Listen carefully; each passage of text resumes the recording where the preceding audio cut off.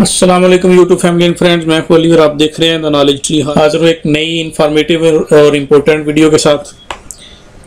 पहले तो इस पे माजरत कि मैं एक दो दिन लेट बना रहा हूँ इस टॉपिक के ऊपर वीडियो। पिछले दिनों मैंने रेगुलराइजेशन या इमिग्रेशन जो बगैर पेपर्स के लोग इधर रह रहे हैं उनके मतलब जो प्रपोजल पेश किया गया था पोदेमोस की तरफ से, उसके ऊपर वीडियो बनाई थी।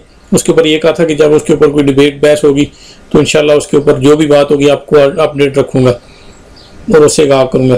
पहली बात तो यह है कि जो लोग सवाल ये पूछते हैं कि उसके ऊपर डिबेट कब होगी, तो जब बिल कोई पेश हो जाता है, कोई प्रपोजल पेश हो जाता है तो यहाँ इमीडिएटली उसके ऊपर डिबेट होती है, उसके ऊपर बातचीत होती है। और सेनेट में जो मिनिस्टर है होसे लुइस एस्क्रिवा, उनके दरमियान और आना मारिया सूरा, उराग्वे में पैदा होने वाली स्पेनिश नेशनैलिटी होल्डर जो कातालुनिया की एक सियासी पार्टी स्केरा रिपब्लिका के प्लेटफॉर्म से सेनेट की जो है परमानेंट मेंबर है, उनके दरमियान एक अच्छी और सेहतमंदाना बहस हुई है इस मामले में, जिसको मैं जो है वजाहत के साथ आपके सामने पेश करता हूँ। जो बहस इनके दरमियान हुई उसका छोटा सा क्लिप आपके सामने चलाता हूँ। पहले ये सारा जो है उसको सुने, उसके बाद मैं उसी के ऊपर आपको बताता हूँ क्या बात हुई, क्या बहस हुई। अब सारा क्लिप भी सुने, वीडियो के को जो है ना एंड तक देखें। मजबूरी तौर पे ये इमिग्रेशन के हवाले से एक पॉजिटिव वीडियो है, जिसका जो है ना आगे पॉजिटिविटी क्या है मैं आपको बाद में सारी डिस्कस करता हूँ इंशाल्लाह। तो देखें पहले। Pregunta de la senadora Surra Espadea del Grupo Parlamentario Esquerra Republicana y H. Bildu. Tiene la palabra su señoría. Presidenta, señor ministro, ¿tiene previsto el gobierno hacer una regularización ya de los ciudadanos en situación administrativa irregular? Tiene la palabra el señor ministro. Gracias, presidenta. Gracias, senadora Surra. El gobierno considera que... Senador Erguido, por favor. Senador Erguido, estamos en un debate. Se oye absolutamente todo lo que se dice en la sala. Les ruego, por favor, que tengan en cuenta que no estamos, y no me interrumpan tampoco, de la otra bancada. Estamos en un debate, les ruego por favor respeto, porque se oye absolutamente todo. Tenemos esta dificultad y esta singularidad el día de hoy. Vamos a ver si podemos llevarlo de la mejor manera posible. Ojalá podamos volver al pleno cuanto antes. Ya no sé ni quién estaba en el uso de la palabra. Señor ministro, discúlpeme, tiene la palabra. No, estaba indicando que en la pregunta de la señora Surra que el Gobierno considera que cualquier planteamiento que tenga que ver con la migración hay que encuadrarlo en un doble nivel. Por un lado, un pacto de Estado. Tenemos una ley orgánica, que es la Ley de Extranjería del año 2001. Yo en comisión, tanto aquí en el Senado como en el Congreso, he invitado a todos los grupos políticos a que intentamos conformar un pacto de Estado que permita generar un nuevo marco mucho más moderno y activo. Y el segundo plano, igualmente importante, incluso yo diría tan importante o más, es el marco europeo. Es decir, la migración tiene que resolverse en el marco europeo. Hay un pacto europeo por migración del año 2008 y en este momento, justamente en este semestre, tanto la Comisión Europea como la presidencia alemana han abierto un debate, que yo creo que se sustanciará en el otoño, sobre repensarse y rediseñar la política de migración y de asilo a nivel europeo. Es en ese marco en el que nosotros tenemos que encajar en este doble marco cualquier iniciativa en la que nos queramos empujar. Gracias, señor ministro. Senadora Surra, tiene la palabra.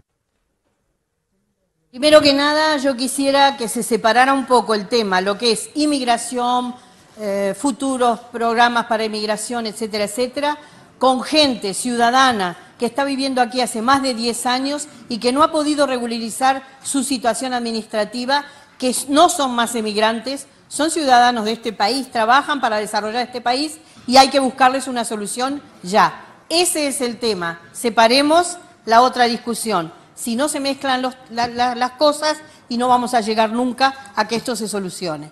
Con respecto a lo de Europa, le pido por favor, ya se lo pedí en comisión, que nos dé el texto que usted se refiere de la Unión Europea, porque nosotros no hemos encontrado nada, que diga que los países no tienen la prioridad para decidir su propia política con respecto a la gente que está dentro del país.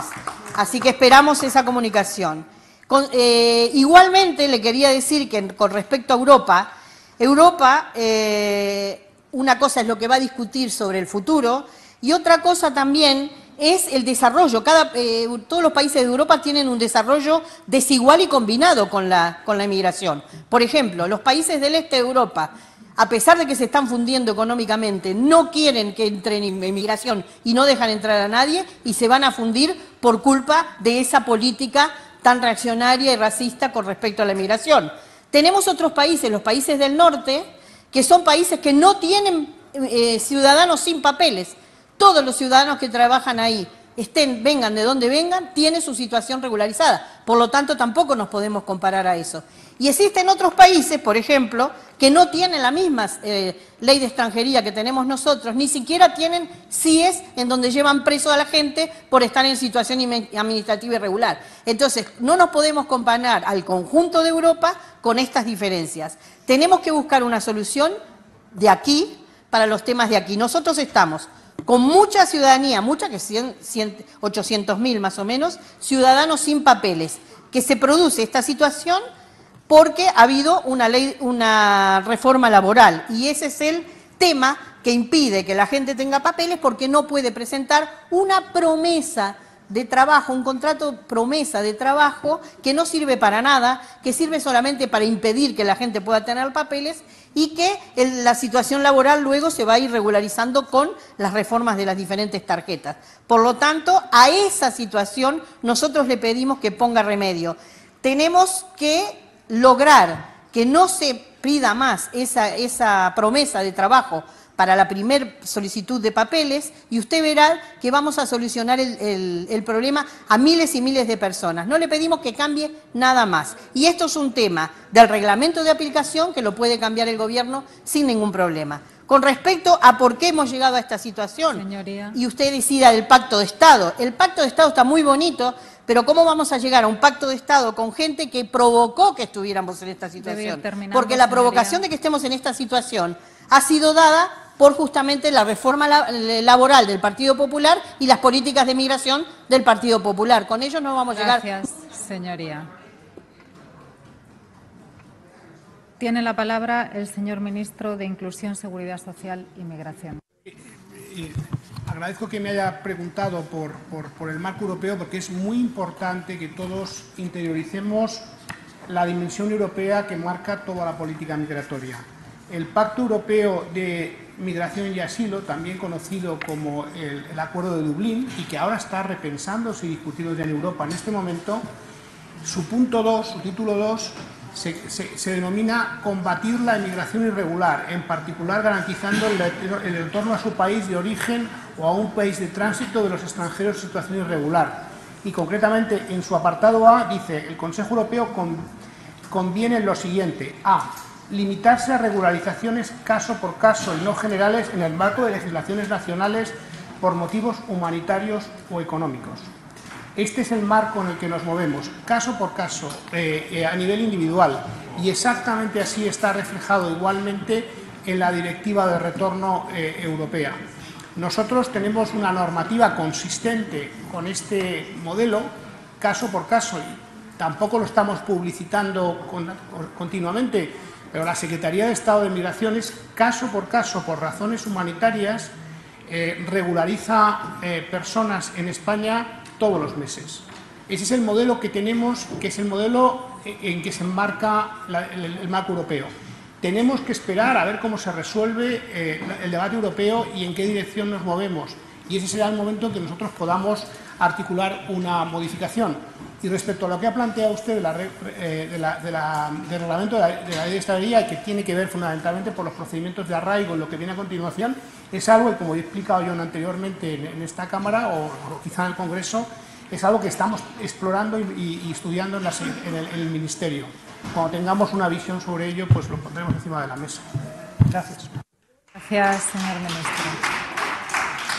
Kerala Republican की आना मारिया सूरा जो senator भी हैं, उन्होंने जो सवाल किया कि गवर्नमेंट ने क्या गौर किया है जो प्रपोजल इमिग्रेशन के हवाले से पेश हुए हैं, तो उसके मुकाबले में स्क्रीवा ने जवाब दिया जो इमिग्रेशन और हिजरत इसके वजीर हैं, कि हम अपनी मुल्की सतह पे भी और जो है ना ब्रसल्स उधर भी सिफारिशात जो है कर चुके हैं, और इस केस को जो है ना इन केसेस को केसेस बाई केसेस स्टडी किया जाएगा।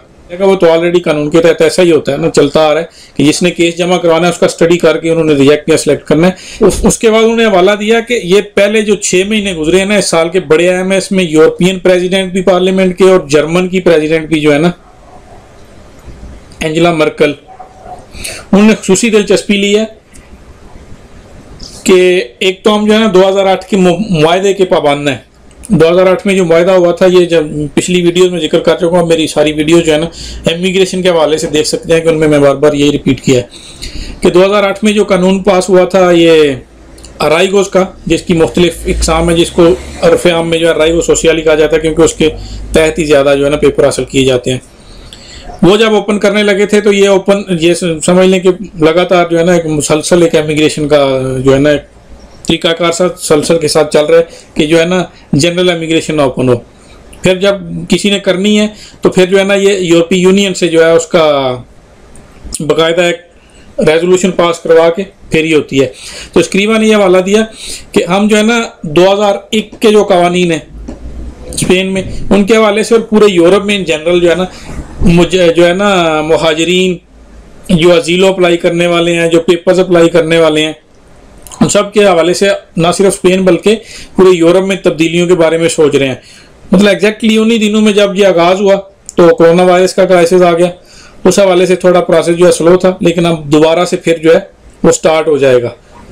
उसके बाद आना कहा कि जो है ना चीज़ों को मिक्स ना किया जाए, जो डिबेट्स जो बहस मुबासा यूरोप में चल रहा है मजमूई तौर पे इमिग्रेशन के हवाले से, वो और जो हमारे मुल्क के अंदर जो ज़रूरियात हैं लोगों की जो 10-10 साल से यहाँ काम कर रहे हैं, वो अब फॉरनर्स या इमिग्रेंट्स नहीं रहे, वो इसी मुल्क का हिस्सा है, इसी सिस्टम का हिस्सा है, उनका ये हक है कि उनको पेपर दिए जाएँ।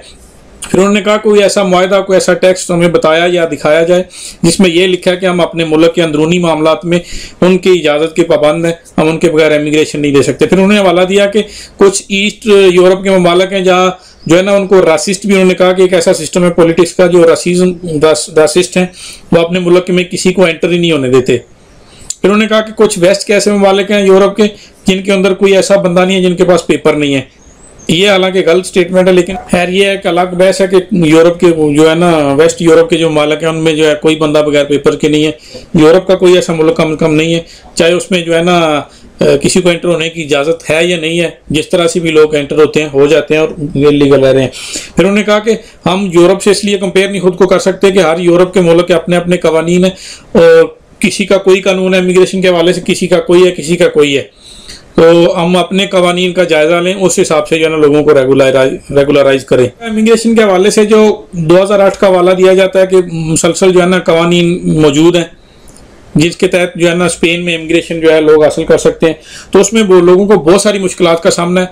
उसमें जो है ख़ास तौर पे जो कॉन्ट्रैक्ट की है ना शर्त, एक तो 1 साल का कॉन्ट्रैक्ट होना चाहिए लाजमी था, वो बड़ी मुश्किल है। उसके तहत जो है ना पेपर लेना बड़ा मुश्किल है। ये कानून समझ में नहीं आता कि किस तरह से जो बंदा पहले से लीगल ही नहीं है उसको कोई काम का कॉन्ट्रैक्ट कैसे दे, तो उसमें फिर जो है ना बेज़ाब्तियाँ भी सामने आती हैं।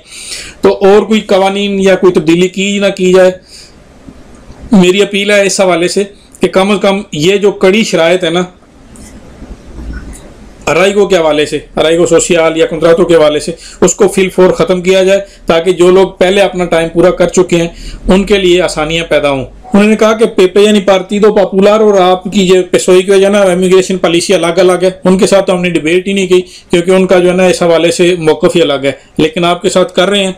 और इसके बाद जो है ना मुझे उम्मीद है कि आप जो है ना मुस्बत पेशरफ्त के साथ आगे बढ़ेंगे और हमें इसका जवाब देंगे। उसके मुकाबले स्क्रीवा में कहा कि आपका शुक्रिया अदा करता हूँ कि आपने जो है ना कॉम्पैक्टो यानी वो जो यूरोपीय कवानीन के हवाले से पूछा कि वो किधर आपको जो है ना पाबंद करते हैं, तो उन्होंने कहा कि अजीलों के हवाले से, असील के हवाले से भी एक डब्लिन यानी जर्मन का कानून मौजूद है जिसका उन्होंने हवाला दिया। फिर उन्होंने दूसरा हवाला दिया कि रेगुलराइजेशन के हवाले से जो कानून हमारे मुल्क में चल रहा है वो भी यूरोप का जो है ना वो इजाज़त और मानून मिन्नत है। कासो का उन्होंने हवाला दिया। आप सारी वीडियो अगर सुनी है तो, नहीं सुनी तो फिर सुने। इंडिविजुअल के हवाले से भी, यानी फी बंदे का अपना जो केस है वो अराइगो सोशल के हवाले से है या असीलो पॉलिटिको के हवाले से है। उन्होंने उस कानून का हवाला भी दिया यूरोपीय यूनियन के हवाले से जो मुतफिका था कि लिमिटार से जनरल यानी जनरल इमिग्रेशन जो है उसको लिमिटेड करके कासो पर कासो यानी केस बाई केस स्टडी करके और जो है ना इंसानी हकूक की बुनियादों के ऊपर अराइगो सोशल का जो है टाइम पूरा करने के हवाले से या असीलों के हवाले से जो अलग अलग टाइप के जो केसेस हैं उनको स्टडी करके तो स्पेन का जो कानून बना था उसके हवाले से वो फैसला कर सकें। तो उन्होंने कहा कि ये तो हर महीने जो है ना हमारे मुल्क में ministries case by case study करके इन चीज़ों का फैसला कर रही है और वो निज़ाम चल रहा है। कहा कि रासोने समूनितारियो और जो है ना कासो पुर कासो को ये केसेस स्टडी करके मैं आपको बता रहा हूँ। ये आपके सामने मैं जो है ना यूरोपीय यूनियन का ही जो है मसवदा पेश कर रहा हूँ जो मैं पढ़ के सुना रहा हूं। और आगे उन्होंने कहा कि आने वाले दिनों में आने वाले महीनों में इंशाल्लाह हम इसके ऊपर पॉजिटिव डिबेट करेंगे यूरोपीय यूनियन में। और इसमें जो ऑलरेडी हम फरवरी से आगाज कर चुके हैं इन कवानीन में तब्दीली के हवाले से वो इंशाल्लाह जो है ना जरूर होगी।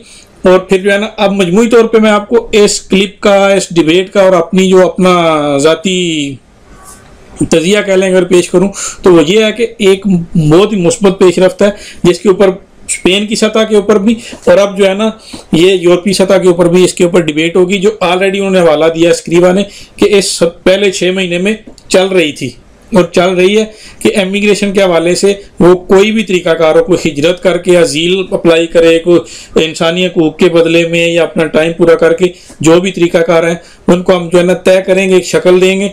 और इसमें जो है ना अब मैं आपको बता रहा हूँ कि अगर ओपन इमिग्रेशन नहीं भी होती तो तब भी बहुत सारी आसानियाँ होगी। अव्वल तो बहुत सारे चांसेस हैं कि इमिग्रेशन जो ओपन हो जाए। इसमें और भी ज़्यादा चांसेस ब्राइट होते अगर जो है ना पिछले दिनों जो इलेक्शन हुए हैं उनमें पोदेमोस को शिकस्त ना होती, यानी इलेक्शन कोई अनएक्सपेक्टेड रिजल्ट नहीं आया, एक्सपेक्टेड ही थे।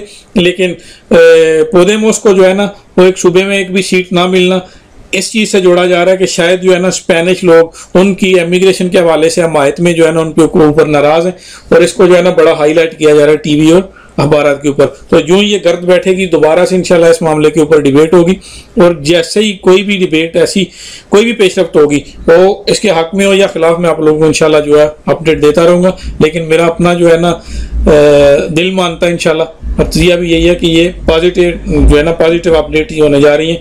क्योंकि कल मैं एक रिपोर्ट पढ़ रहा था कि आने वाले जो है ना ये जो siglo XXI यानी 21वीं सदी है इसमें पूरी दुनिया की आबादी में खौफनाक हद तक जो है वो कमी होगी। खासतौर पे स्पेन और इटली की जो है ना ये 50% रह जाएगी, यानी स्पेन की सदी के आखिर तक सिर्फ जो है ना 2 करोड़ आबादी रह जाएगी। ये सिर्फ बीमारियां और उनके डर से बच्चों का ना पैदा करना और ये मामला। ऐसी सूरत में दूसरे ममालिक जो ज़्यादा गुंजान आबाद है वहाँ से हिजरत करके आने वालों के साथ ही जो है ना इनका खिलाफपुर हो सकेगा और वो खिलाफपुर करने के लिए इनको रेगुलराइज लोगों को बाकायदा करना पड़ेगा और करते रहा करेंगे क्योंकि ये आने वाले 100 सालों का सोच के चलते हैं। तो उम्मीद है कि आपको ये इन्फॉर्मेशन पसंद आएगी। पसंद आने की सूरत में चैनल सब्सक्राइब करें, दोस्तों के साथ शेयर करें। जो भी खबर होगी इंशाल्लाह इमिग्रेशन ओपन हो रही है नहीं हो रही है उसमें क्या आसानियाँ हुई हैं, क्या मूवमेंट चल रही हैं वो मैं आपको बताता रहूँगा। तब तक के लिए इजाज़त दीजिए। अल्लाह हाफिज़।